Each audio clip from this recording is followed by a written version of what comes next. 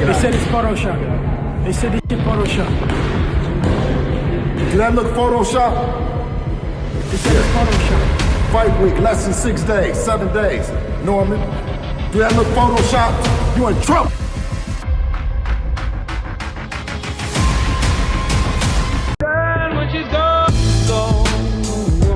We unpack. We unpack. We unpack. Coming to you live, Boxing Ego unpack. Yeah. We unpack. We unpack. We unpack. Coming to you live. Devin Haney showing off his massive gains as he officially is moving up to the welterweight division, which is 147 pounds. In this video, I'm gonna break down everything you need to know. We'll cook, have another great show. You know what to do. Sub to the channel, subscribe. What up, Fight World?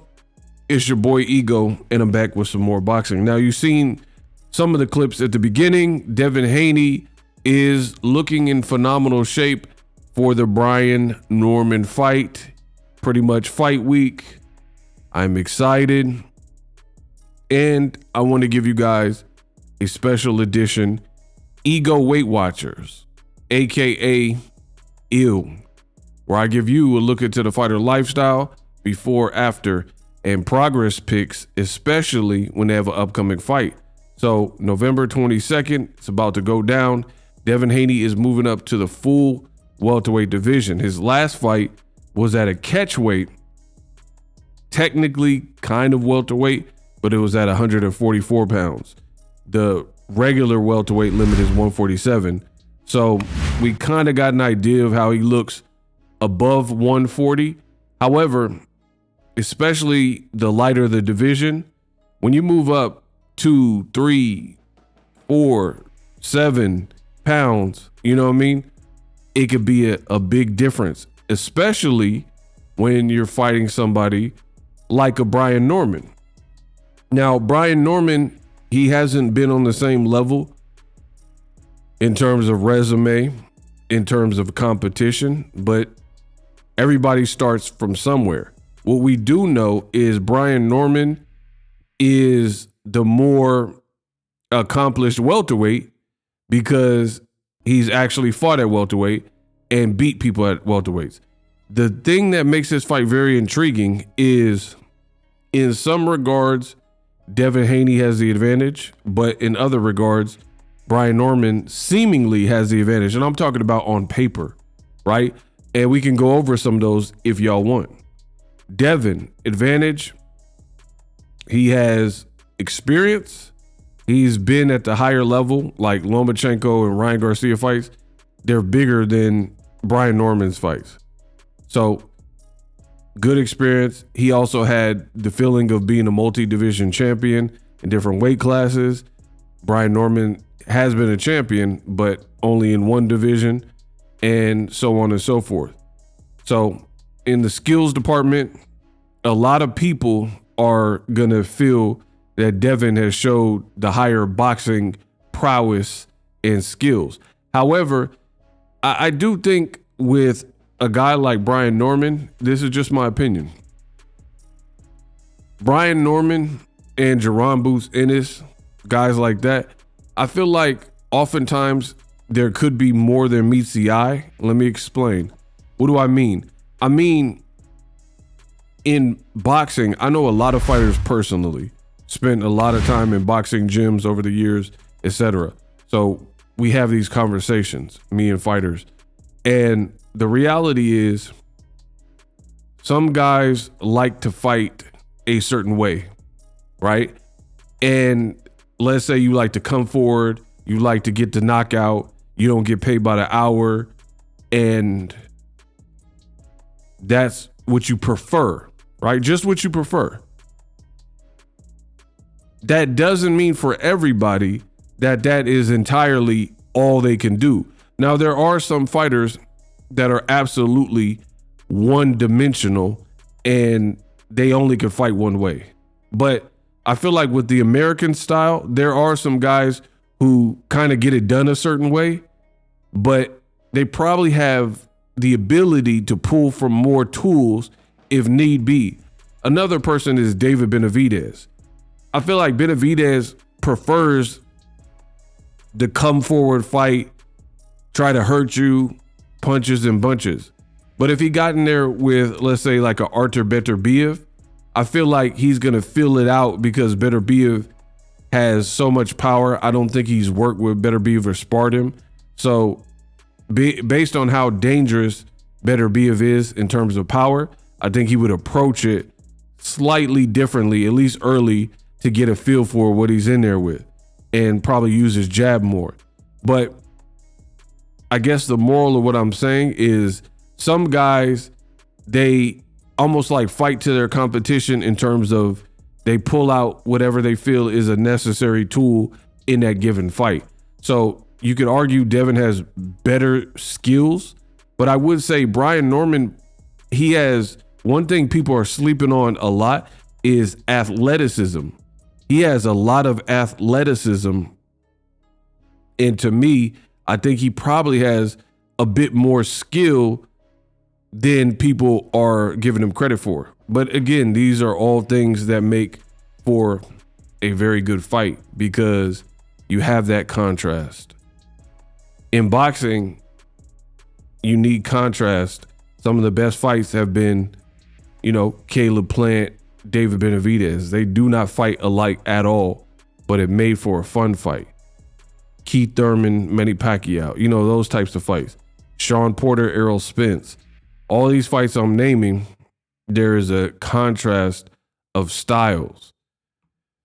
So that's my little 2 cents. But as far as Devin, he looks to be in great shape.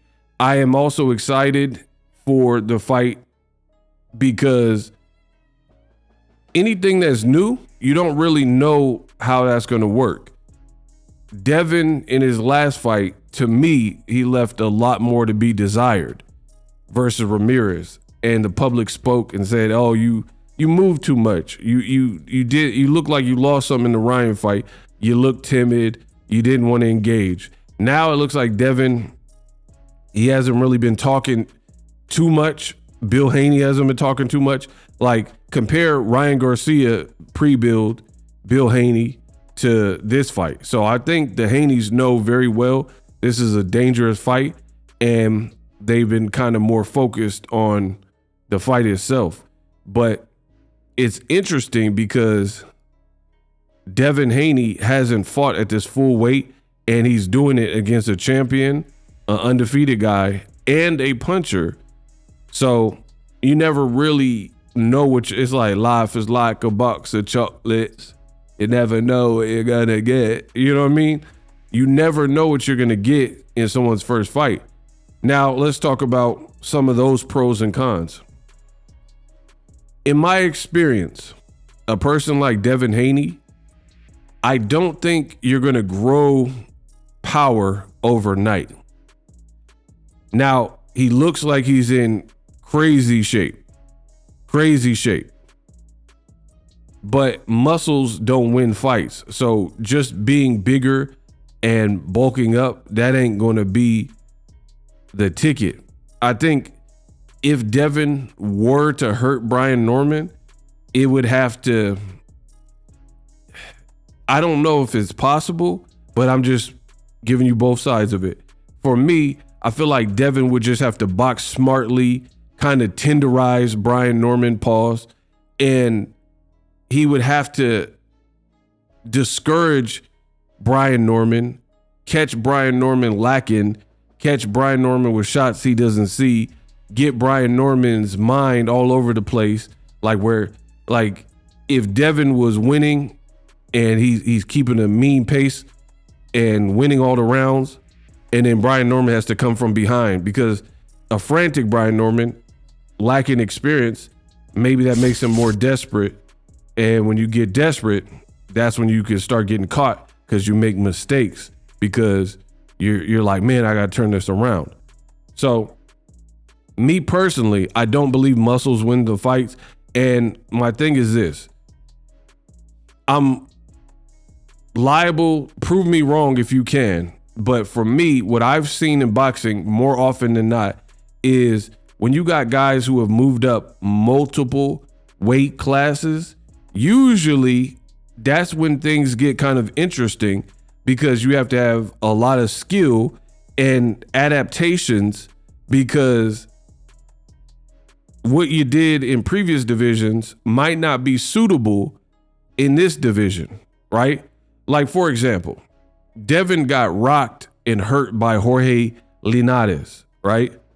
At 135. He was a past prime, been beaten, been stopped multiple times version of Jorge Linares, like basically on the way out. Yet he let his hands go, and at the end of round 11 or whatever, caught Devin, and Devin like kind of stumbled back to his corner and tried to smile it off. But the world seen he was hurt in that given moment. The difference being at 47, for one, that shot might put you down or put you out against a Brian Norman. So you definitely don't want to get caught with like a hard punch at the end of a 4-punch combination that you didn't really see coming, and Brian Norman like laces you with that.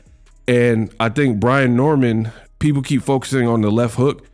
He got a nasty lead uppercut as well. So that punch coming from underneath, that could be a very dangerous weapon, because I don't want to get too technical because I could talk all day, and I'm trying to make this cohesive for you. So subscribe if you're getting any value out of this video or any of my boxing videos. But here's the thing. This new generation, the training is totally different than the Sugar Ray Leonard, even Floyd Mayweather generation, and previously. Even Crawford. I would say the cutoff point is like Errol Spence Crawford, like that crop of fighters. Anything after that, I don't trust these new dudes. I trust Crawford and his generation and before, right?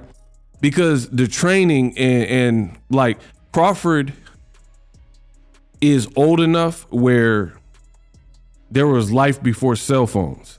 Anybody who's a boxer and you don't know really of life prior to cell phones, it's different. And I'm not trying to, alienate nobody. I'm just telling you my honest opinion. Like these new Gen Z babies where, they came up on iPhones and iPods, they're training, or iPads, training is just different. So when it comes to stuff like uppercut, there's many fighters that are not prepared in this new generation to deal with an uppercut. So that's an interesting weapon, given the fact that Brian Norman has a sick lead uppercut, power in both hands. And the funny thing is, if Brian Norman is crafty enough, Devin, there's a lot of emphasis from the Ryan fight about him being able to protect this area from the left hook, right? Ryan had a nasty whipping left hook that kept hurting him and set a lot of damage up for Ryan. So if you can feint and get Devin reactive and like so cautious on trying to block this side and this side, block for the hooks, you could come underneath with a strong uppercut like he did with Santillan, a lead uppercut. And I don't know, I want to say both knockdowns where he really badly hurt Santillan were uppercuts. So Brian Norman has a nasty uppercut. So I think that's a strong weapon. But interesting fight. I'm really hyped for this fight because Devin, he says he's the best boxer. I feel like this style matchup, they both have something for each other, but Devin's gonna have to prove in this fight what he's really about, because there's just been some talking and the talking will be over. You're gonna have to put up or shut up. Now I want to get into more of Devin's weight. I want y'all to hear first what he said about moving up to 47, and then I'll react. I don't know if y'all want to I'm a big guy. 135 was extremely hard to make. 140 was hard to make. 147 is more my weight class. So right then and there, everything Boxing Ego said has been tried, true, and now confirmed by Devin Haney. Devin Haney, for the most part, I don't want to beat around the bush, but pretty much a weight bully. Pretty much.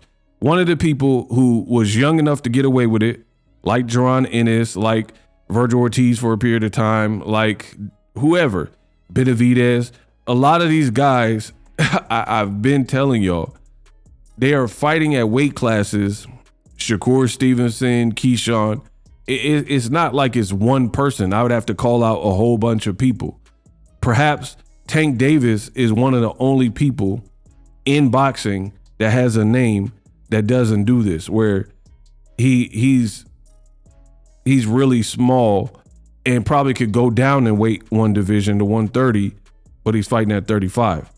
Shakur you see him next to Crawford, he looked pretty equivalent in size to a Crawford, right? And so on and so forth. Or like you just seen Conor Benn win versus Chris Eubank, and then when they had Shakur and Conor Benn as live studio guests, or if you see them next to each other, it don't look like Conor Benn is mad bigger, and he just fought at 160 twice, and Shakur don't look mad small. So a lot of these fighters are pump faking with their weight. Devin Haney is one of them, or at least at a point in time. That's another reason why this becomes very interesting, because again, at 35, you're way bigger than Lomachenko. And Loma did it too, because when Loma was at 126 and 130, do the math, don't take my word for it. Loma looked huge next to featherweights when he was fighting other people like Nicholas Walters and guys like that Rocky dude, right? When Loma got to 135, now you in there with Devin Haney, who has size on you, Teofimo, who has size, Jermaine Ortiz definitely has size on you, and it becomes a different ball game. Now that could be said for Devin. Now Devin, these other divisions, you've been allowed or able to outweigh all of your past opponents at 35 and 40, except for Ryan Garcia, and that really wasn't even at 40 because Ryan missed weight. So your actual fights, excluding probably Ryan, Devin has been bigger than pretty much everybody. It's what it is. So the reason I keep focusing on weight is because the Ego Weight Watcher video, it is my channel. I'm gonna do what I want. But I feel like there's a lot of guys that they're almost part of their skill set becomes weight, versus like Sugar Ray Leonard, he had to fight big old Tommy Hearns, big old Marvin Hagler off of a layoff. You know what I mean? Like the game was different back then. Now you got guys who they have skill, they can fight like a Devin Haney. However, factored into your skill set is the fact that you're rehydrating a lot and you're a lot bigger. Your arms are probably longer. So that becomes an advantage for you over a Lomachenko, who started off as a featherweight, not the biggest puncher, and got shorter arms and so on and so forth. So what makes this fight interesting is with Brian Norman, this is the first time ever that I could recall somebody younger, definitely on paper stronger, like more brute force knockout power, athletic, seems to be decently durable, given, kind of a limited resume, has power in both hands, and they're younger than you, and they're pretty much about your size, right? The only other person, and you can pull up any Devin Haney face-off that you want, the only other person that kind of matches that is Ryan Garcia, where they came up in the amateurs around the same time, and they're about the same age. And Ryan was about the same height, maybe a little bit taller. Everybody else looked smaller. And Devin even told these people, "You're too little," at the weigh-in. He looked at them and said, "You too small, you too little, you're too little." So this is the first time that this combination, I would say, that Devin has, because Kambosos, let's say Devin was bigger than Kambosos, but let's say he wasn't too small, whatever, right? Even though Devin was definitely bigger than Kambosos. The reality is Kambosos ain't hitting like a Norman. So that's Kambosos right there. You see Devin is bigger. But the big difference is Kambosos ain't cracking like Ryan. He not cracking like Brian Norman. So that's another thing that makes the fight very intriguing to me, is to see how he's going to deal with it. You seen they sound confident, you know, but everybody got a plan until they get punched in the mouth. So I can't wait for it. Good fight, very good fight. Devin looks like he's pulled out all the stops to put himself in the best position in terms of being in shape. I love that. And let me finish this clip where he's pretty much admitting that 135, he was a weight bully, 140, weight bully, but now he feels at home. He can eat better at 47. 35 was extremely hard to make. 140 was hard to make. 147 is more my weight class. It's more my natural weight class. I eat pretty much everything in moderation, of course. My chef nutritionist makes me everything. If I want banana pudding, I get banana pudding. If I want peach cobbler, I get peach cobbler. If I want a steak, whatever burger, whatever the case may be, at 135, 140, I couldn't even think about that kind of stuff. Well, all I could do was think about, eating those type of things. It's a blessing that I get to do it in training camp. It makes training camp a lot more fun, a lot more enjoyable. I definitely can see more longevity in the sport. Because when I run out this mother, you know what I'm going to do? Eat and talk. I knew that it was long overdue for me to move up. I had been saying that I wanted to move up for a long time, after my first world title there. But, it was just so much at stake. It was the best division in boxing at the time. And it was so many big fights to be made. It was something I had to do when I fought Loma. And still So, boom. Devin, he's admitting it, that he had a struggle to make them lighter weight classes. And again, I'm validated per usual. It's exactly what I told you. The ego Weight Watchers eye test is impeccable. I said the same thing, and you could believe me or not believe me, but the proof is in the pudding. I said it about Jaron Ennis, and then I said before he hits 30 or at 30 at the very latest, he gonna have to move up. Boom, 28, he moves up. And I'm talking about, I said it for years, and it's on my video. I told you he's too big of a welterweight. I could tell you, like I'm pretty good at this point. Devin Haney, same thing. So speaking of Haney weight, don't be surprised if Devin, weigh more on the scale than Brian Norman, and or look bigger when they rehydrate, because for some reason, Devin's snack athlete, he finds a way to replenish. So I'm gonna be tapped into this fight. This is a very good fight. Another thing that makes it interesting for me is the fact that, I don't think you move up and get power. I don't think that at all. But I also don't think Brian Norman should go in underestimating Devin and just assume that Devin is pillow fisted and can't hurt him, because we've seen with Regis Prograis kind of made that same mistake. The whole buildup, he was like, you got pillows for hands, you can't hit nothing, you can't crack an egg, blah, blah, blah. But it looked like Devin hurt Prograis and he dropped him. I was at the fight. So Brian Norman, I hope you don't get overconfident in terms of disrespecting, because not anybody, but if you have respectable power and timing, you can still put something down.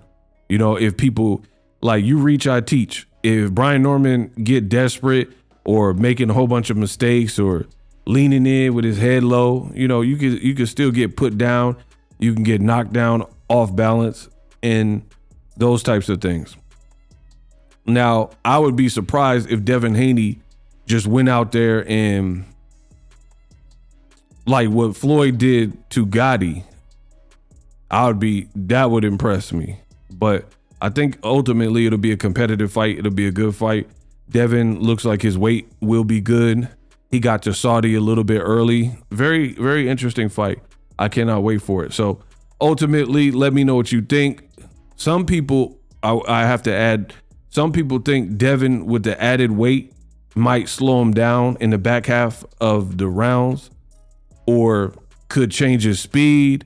Let me know in the comment section, do you think the added weight and moving up helps or hurts Haney? He's saying it's helped him in camp, but we'll see. I feel like this is one of those fights for me, kind of like Canelo Crawford. I need to see Crawford take his first kind of big punch from Canelo, and then that's going to tell me a lot. So if Brian Norman early in the fight lands on Devin Haney upstairs, basically based on how Devin reacts to it, I feel like that's going to tell me a whole lot early. But can't just talk about it. You got to make it happen.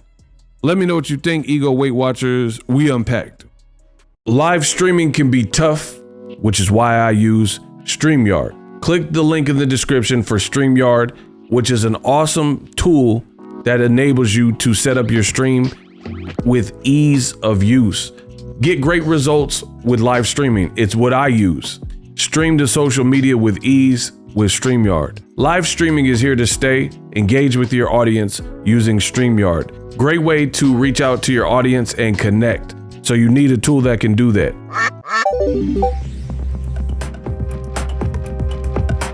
If you're new to YouTube and you're struggling to get views, one tool I can provide to you is TubeBuddy. I've been on YouTube over 10 years. I use TubeBuddy daily to crank out videos just like this one that you're watching. Learn how the pros do it with TubeBuddy. YouTube receives a lot of traffic, which also means a lot of creators, a lot of people putting out content. So you need to learn the ropes so you know how to separate yourself, especially if you're new, but even if you're a pro, use TubeBuddy. The link is in the description. Get more views, more subscribers, and a higher click-through rate. So ultimately,